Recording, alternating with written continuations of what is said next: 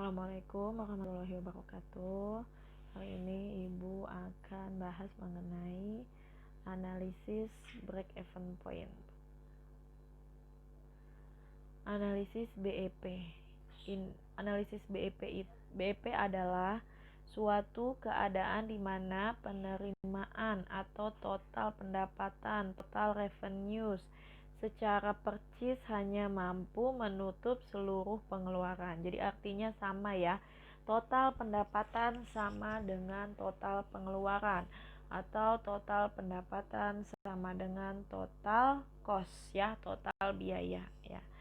Jadi BEP itu terjadi dalam kondisi ketika pendapatan dan biayanya sama, atau kalau dihitung artinya labanya nol ya. Nah, di sini artinya suatu kondisi di mana perusahaan tidak memperoleh laba dan tidak pula menderita kerugian. Nah, disebut juga analisis titik pulang pokok atau cost profit volume analysis.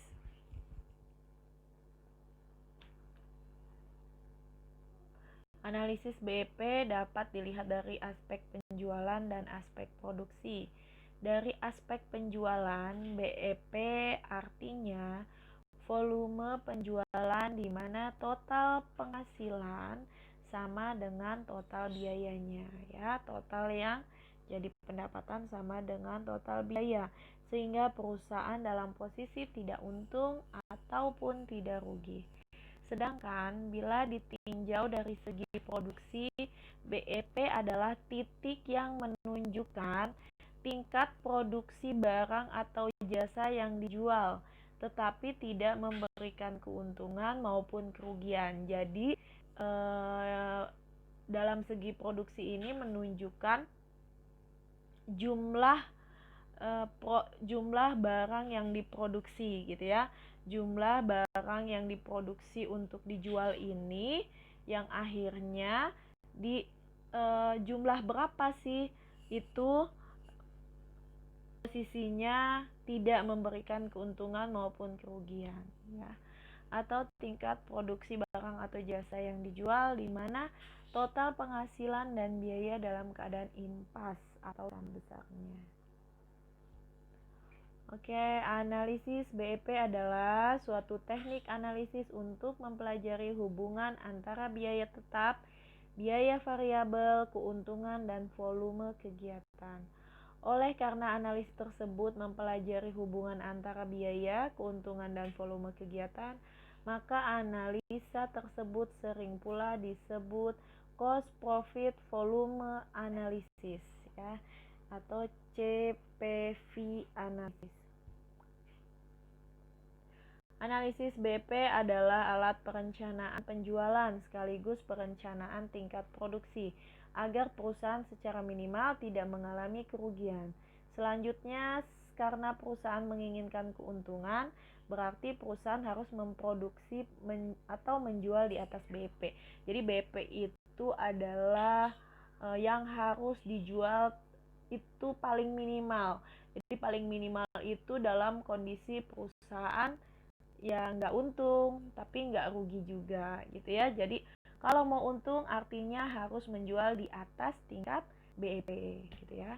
Jadi BEP bukan tujuan tetapi merupakan dasar penentuan kebijakan penjualan, kebijakan produksi, dan perencanaan laba. Jadi di situ untuk menentukan kebijakan penjualan. Jadi artinya ketika kita sudah tahu BEP, jadi kita tahu nih, oh target penjualan kita harus di atas segini loh supaya kita mendapatkan keuntungan. Lalu untuk melihat kebijakan produksi, oh artinya kita memproduksi harus di atas berapa banyak supaya bisa dijual dan mendapatkan keuntungan ya.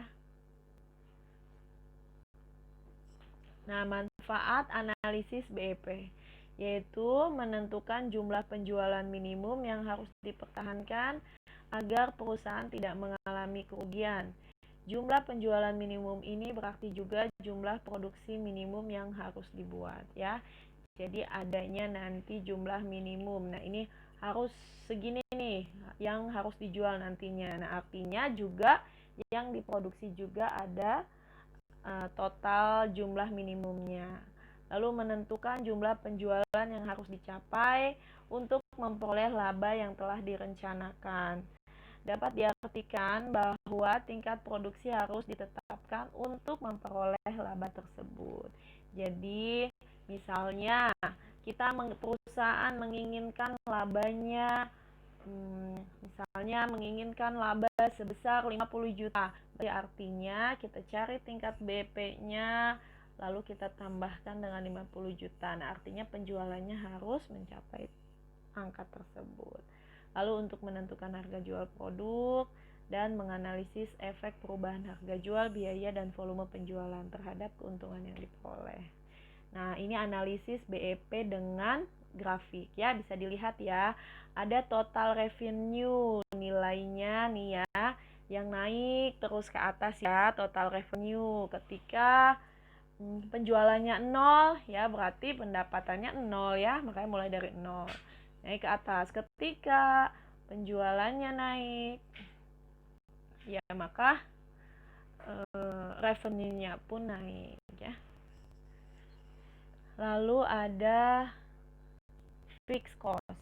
Fixed cost ini adalah biaya tetap. Nah, biaya tetap ini sifatnya sama ya. Mau kita memproduksi 1000 barang, 2000, 10, itu biaya fixed cost-nya akan sama ya. Fixed cost itu bisa seperti biaya sewa gudang ya. Jadi ketika kita isi gudang itu dengan kapasitas maksimum atau kurang dari kapasitas maksimum, biayanya akan tetap sama ya. Makanya di sini grafiknya fixed cost ini lurus ya untuk biaya tetap. Lalu ada apa ini? Variable cost ya, variable cost. Nah, variable cost ini mengikuti kuantitasnya ya. Jadi harganya itu biayanya itu bisa dilihat ya ketika contohnya seperti misalnya tenaga kerja langsung. Jadi ketika membuat satu produksi bisa diketahui biayanya berapa untuk satu produksi, lalu untuk 2 produksi berapa ya. Makanya angkanya mulai dari 0, sama seperti total revenue ya, tapi dia di bawah ya, di bawah total revenue ya, karena biayanya pasti orang mengharapkan menjual itu pasti lebih tinggi dong dari biaya ya. Lalu TC adalah total cost. Total cost artinya total cost, yaitu dari variable cost ditambah dengan fixed cost. Makanya posisinya rata ya, sejajar dengan fixed cost tuh yang VC. Nah, total cost itu sejajar dengan VC, cuma posisinya di atas harga biaya tetap ya, karena sudah dijumlahkan sama ditambahkan dengan biaya tetapnya.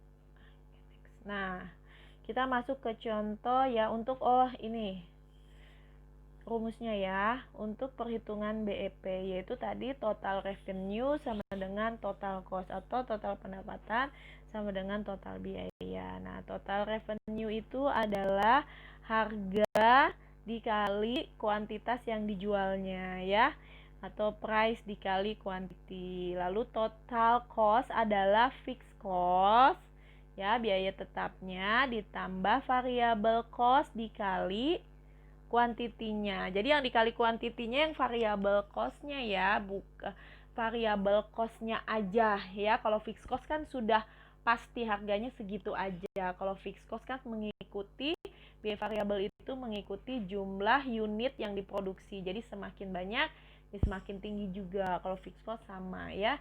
Jadi fixed cost ditambah variable cost dikali kuantitasnya berapa banyak. Lalu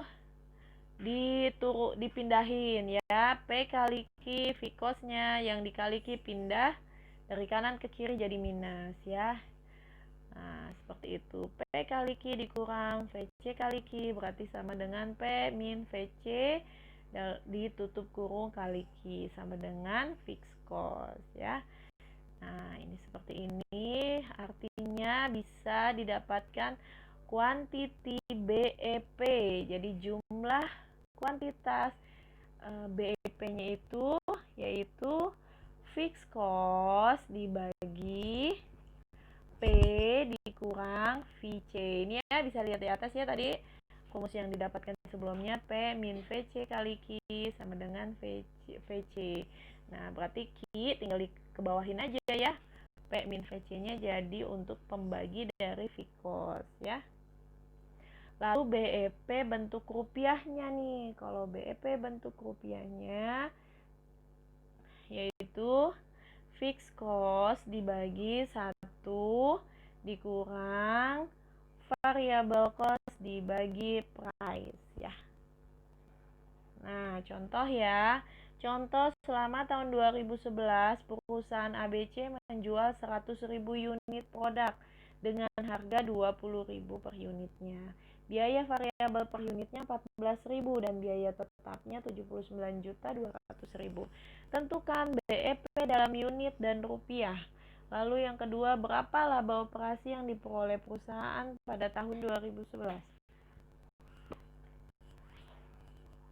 Lalu yang ketiga, berapa unit yang harus dijual agar perusahaan memperoleh laba 90 juta. Lalu yang keempat, berapa unit yang harus dijual jika perusahaan menginginkan laba bersih setelah pajak 20% adalah 240 juta.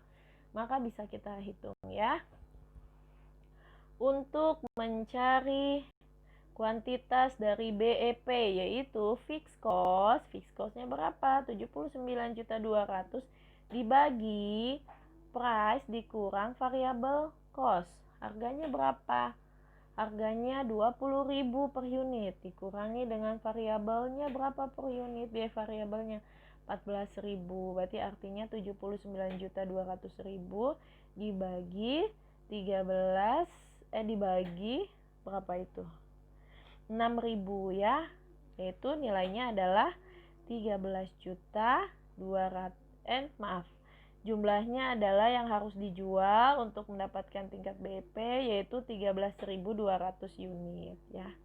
Lalu kita melihat BEP dalam bentuk rupiahnya berapa. Nah, dalam bentuk rupiahnya bisa dimasukkan rumusnya atau bisa juga ini kan sudah tahu nih tingkat BEP kuantitinya itu yaitu harus menjual 13.200 unit. Ya udah 13.200 unit dikali harganya aja.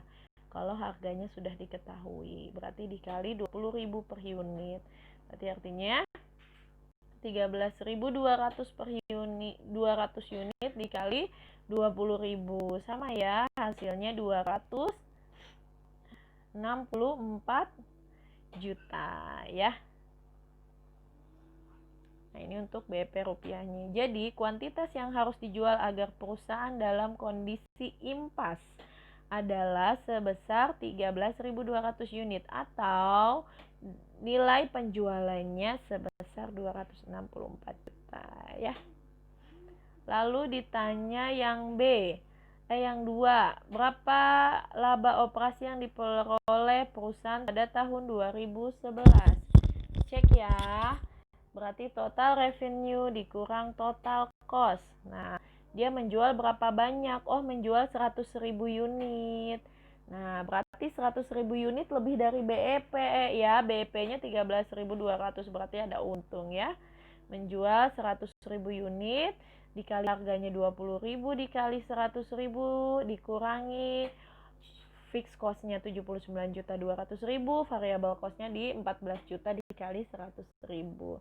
Nah, labanya adalah 527.800.000 ya. Jadi laba operasi perusahaan pada tahun 2011 di mana kuantitas yang dijual sebanyak 100.000 unit adalah senilai 520.800.000 ya. Lalu yang C, di mana perusahaan menginginkan apa tadi? Oh ya, menginginkan laba senilai 90 juta ya. Jadi laba operasi sama dengan total revenue dikurangi total cost ya. Jadi sini berapa sih jumlahnya kuantitas yang harus kita jual supaya labanya 90 juta ya. Jadi di sini laba operasi 90 juta sama dengan total penjualan dikurang total biaya ya. Jadi bagaimana caranya supaya total penjualan dikurang total biaya hasilnya 90 juta. Berarti ada labanya ya. Kalau hasilnya 0 tadi berarti impas namanya. Makanya TR sama dengan TC ya. Nah, ini menginginkan laba. Berarti bikin laba operasinya 90 juta sama dengan 20.000 dikali Q. Kita belum tahu ya kuantitasnya berapa. Terus dikurangi 79.200.000 ditambah 14.000 Q ya. Nah, di sini 79.200-nya ini kan minus ya, minus, makanya dipindahkan ke sebelahnya jadi plus ya. 79.200.000-nya tadinya minus, pindah ke kiri jadi plus, jadi 79.200 ditambah 90 juta, totalnya adalah 169.200.000. Lalu ini min dikali plus 14.000, hasilnya min ya, min 14.000.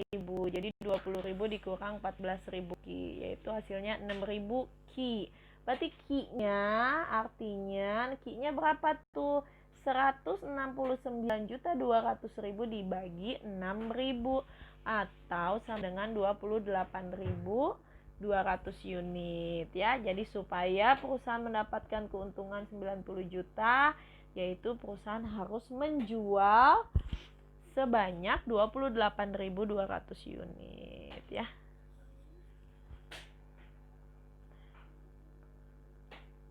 Atau bisa pakai rumus seperti ini juga sama ya. Itu rumusnya Q sama dengan fixed cost ditambah laba target dibagi price dikurang variable cost. Fixed costnya 79.200.000 ditambah labanya 90 juta dibagi 6.000 sama ya 28.200 unit. Lalu yang ketiga apa? Oh sama. Lalu sekarang yang keempat. Nah, bisa juga pakai rumus seperti ini ya, sengaja. Lalu yang keempat, menginginkan laba setelah pajak senilai 240 juta. Berarti artinya total revenue yang sudah dikurangi total biaya dan sudah lagi dikurangi tax. Gitu ya. Nah, hasilnya menginginkan 240 juta. Maka 240 juta sama dengan TR min TC dikurang 20% dikali TR min TC ya, karena 20%-nya dari apa? Dari total revenue yang sudah dikurangi biaya ya, dari laba ya. Pajak itu dihitung dari labanya. Sehingga didapatkan, nah ini kan 20% ya. Yang depannya angkanya 1 ya, satu satuan. Berarti satu satuan artinya kalau dipersenkan berapa? 100%. Makanya 100 dikurang 20% sama dengan 80% dikali TR dikurang TC ya. 240 juta sama dengan 80% dikali TR itu apa? P dikali Q dikurangi fixed cost ditambah variable cost dikali Q ya, bisa dihitung. Nah, 80%-nya dipindahkan ke kiri jadi dibagi ya.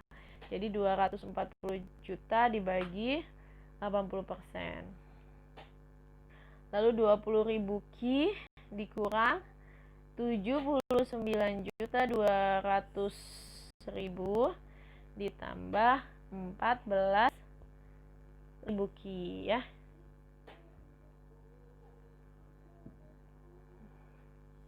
Nah, dipindahkan ya. 240 terus 79.200 kan minus, kalau pindah ke kanan jadi plus.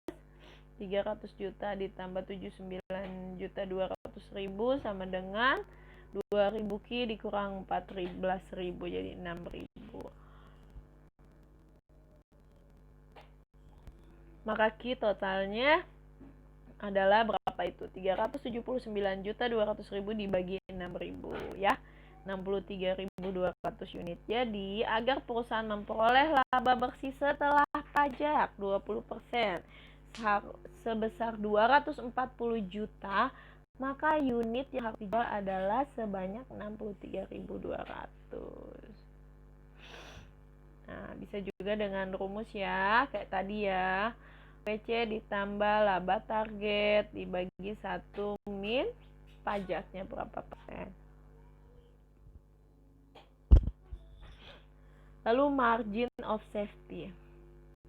Margin of safety adalah batas penurunan penjualan yang bisa ditolerir agar perusahaan tidak menderita kerugian. Misalnya, margin of safety adalah 30%. Artinya, realisasi penjualan dipertahankan jangan sampai turun dari 30%. Apabila penjualan turun lebih dari 30%, maka perusahaan akan menderita kerugian. Sehingga bila penurunan sampai 30%, perusahaan dalam kondisi break even point. Nah, margin of safety sama dengan anggaran penjualan dikurang penjualan pada BEP ya. Lalu margin of safety ratio adalah anggaran penjualan dikurang penjualan pada BEP dibagi anggaran penjualan dikali 100%. Contohnya, PT ABC merencanakan penjualan untuk produk X pada tahun 2009 sebanyak 1000 unit. Harga jual per unit adalah Rp500. BEP-nya adalah 600 unit. Berapakah margin of safety-nya? Nah, anggaran penjualannya 1000 unit. Nah, berarti 1000 kali 500 ya per unit. Lalu penjualan pada BEP itu 600. Berarti 600 kali 500. Nah, margin of safety-nya berapa? Selisihnya ya, selisih dari yang dianggarkan ingin dijual dari penjualan BEP ya. Selisihnya adalah 200.000 ya. Jadi margin of safety-nya adalah senilai 200.000. Kalau margin of safety rasionya adalah senilai 40% ya. 200.000 dibagi 500.000 ya, dibagi anggaran penjualan ya dari 100%. Artinya realisasi penjualan dipertahankan jangan sampai turun lebih dari 40%. Nah, jadi artinya ini kan di anggarannya nih mau jual 1000 unit anggarannya. Nah, artinya harus dipertahankan jangan sampai turun lebih dari 40%. Karena kalau turun 40% berarti kan pada kondisi dikurang 40% ya, berarti dalam kondisi 600 unit atau dalam kondisi BEP. Makanya dibilang jangan sampai turun lebih dari 40%. Berarti artinya kalau lebih dari 40% berarti jangan sampai turun lebih dari angka 600 unit. Berarti kalau di bawahnya artinya rugi ya, BEP-nya kan di 600. Apabila realisasi penjualan turun lebih dari 40%, maka perusahaan akan menderita kerugian. Sedangkan bila penurunan penjualan hingga 40% dari yang dianggarkan, maka perusahaan dalam kondisi break even point. Ya, ini ada contoh latihan soal bisa dikerjakan dan dikumpulkan lewat LMS ya. Jika ada yang ingin ditanyakan boleh disampaikan di WhatsApp grup. Terima kasih. Wassalamualaikum warahmatullahi wabarakatuh.